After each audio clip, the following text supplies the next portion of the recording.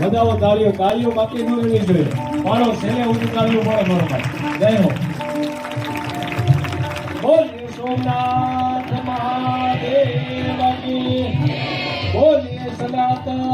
ધર્મ કી પાર્વતી પતે હર હર